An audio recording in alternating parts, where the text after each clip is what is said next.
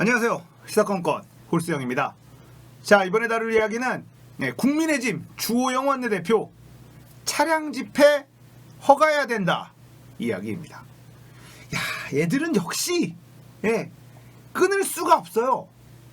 뭘 끊을 수가 없냐. 똥파리가 똥을 끊을 수가 없다, 이런 이야기입니다. 자기네들은 정광훈하고 아무 상관이 없다, 광화문 집회하고는 우린 아무 상관이 없다, 뭐 이렇게 발뺌을 하고 꼬리 자르기를 하더니 결국은 본색을 드러냅니다. 자, 개천절에 이 극우 세력들이 또 집회를 한다고 막 신청을 했죠. 엄청나게 많은 단체들이 신청을 했다고 해요. 근데 전부 다 불허하기로 결정을 하고 경찰도 강경 대응을 하겠다, 이렇게 이야기를 했습니다. 그러니까 무슨 드라이브 스루 집회를 하겠다라고 하면서 사람들 대면만 안 하면 되는 것 아니냐, 뭐 이런 얘기가 나왔어요. 참, 이런 거를 요즘 말로 뭐 신박하다라고 하는데, 자, 이것조차도 절대 불가 방침을 내렸습니다. 당연히 사람들이 모이는 걸 막아야죠. 차 안에만 있을 수가 있습니까? 상식적으로 차 안에만 있을 수가 없어요. 자, 그러면 차를 세워놔야 되고 그 차에서 내리는 순간 사람들이 모이게 되는데, 이걸 허락하는 정부가 제대로 된 정부라고 생각하는 건지, 진짜 국민의 짐입니다. 이들의 존재는 그냥 짐이에요, 짐. 자, 광화문 집회 때문에 대한민국 올 수 없댔었잖아요. 전에도 말씀을 드렸는데, 제가 이 게임 관련된 일이 종사한다 그랬잖아요. e스포츠 방송을 만드는, 대회도 만들고 방송을 만들고 뭐 이런 회사를 운영하고 있는데, 제가 e스포츠를 할 수 있는 조그만 경기장이 있고 그 옆에 한 100석 규모의 PC방도 운영을 해요. 근데 PC방 4주 동안 그냥 생으로 문을 닫았습니다. 이 피해는 어마어마하죠. 정부가 방역을 위해서 문을 닫으라고 하니 진짜 울면서 문을 닫았어요. 4주 동안 아예 장사를 못했다는 겁니다. 월세는 나가죠. 생으로 그냥 손해를 보는데, 문제는 저만 손해를 보는 것이 아니라 여기에 있는 알바생들, 거기다 식자재 납품하는 회사들, 뭐 여러 사람들이 다 피해를 입는 거예요. 자, 이걸 전국적으로 이 피해를 환산하면 이 금액이 얼마일까요? 어마어마한 금액이 될 겁니다. 그런데 이들은 반성을 안 해요. 또 모여서 또 이 난리를 또 만들겠다라는 건데 참을 수가 없습니다. 광복절 당시 뜨뜻미지근한 스탠스를 취했었죠. 뭐 참가하는 것은 우리가 뭐라고 할 일 아니다, 알아서 하는 거다, 이런 식으로 해놓고 우리는 전광훈과 사랑제일교회, 광화문 집회 세력, 여기와 우리는 또 아무 상관없다, 뭐 이렇게 발뺌을 하더니 이 드라이브 스루 집회, 이걸 막겠다는 건 방역과 무관한 공권력 남용이 아니냐, 이렇게 얘기를 하고 있습니다. 김종인 비대위원장은 집회 자제를 간간히 얘기를 했어요. 하지만 주호영은 그런 얘기도 안 했죠. 주호영 원내대표는 경찰이 차량 집회에 대해서 2중 3중 차단을 말하는 것은 이 정권을 비판할 길목을 막겠다는 것이다, 이렇게 뚫린 입이라고 말을 막 했습니다. 주호영 원내대표 판사 출신이에요. 그러니까 이 사람이 얘기하는 건 차량 집회를 찬성하는 것은 아니지만 이렇게 떡밥을 툭 던져놓고 막는 것도 옳지 않다, 방역에 지장이 없으면 막을 근거가 있나, 법을 잘 지킨다면 그것은 국민의 권리.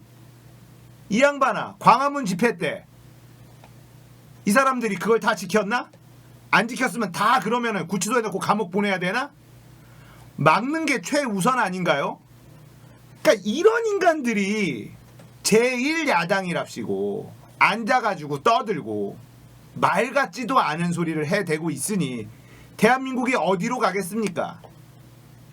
자, 국민의힘 성일종, 이 양반도 전두환 정권 때도 집회는 허용했다, 지금 전두환 때랑 지금이랑 같으냐? 여기서 한 번 더 추가 감염이 발생하게 되면 국민 생활이 그야말로 파탄에 이를 수밖에 없는 상황이라는 걸 모르는 건가요? 니들이 이런 감염병이 퍼지기 전에 얼마나 많이 집회를 했는데 무슨 전두환 때를 얘기하고 앉아있냐.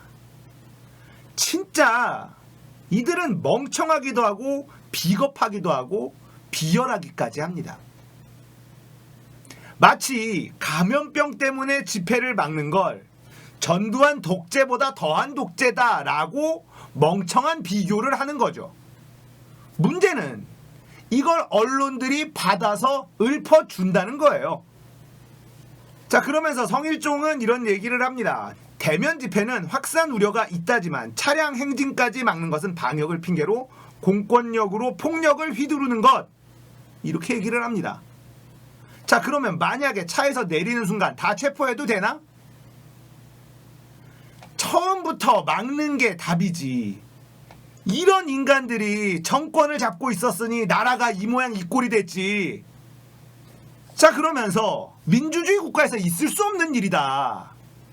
민주주의 국가가 아니었으면 광화문 집회에 모여있던 사람들 다 체포당하고 다 감옥 갔어. 그리고 이렇게 떠드는 말 같지도 않은 얘기로 사회 분란 일으키는 사람들 쥐도 새도 모르게 다 잡혀 들어갔어.